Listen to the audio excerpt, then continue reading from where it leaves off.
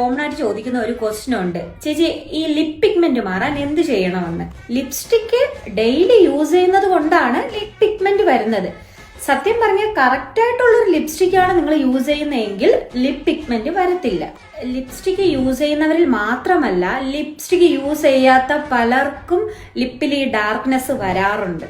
ലിപ്പിലെ darkness കുറയ്ക്കാൻ വേണ്ടി കുറച്ച് പോയിന്റ്സ് ഞാൻ ഇവിടെ പറഞ്ഞു തരാം.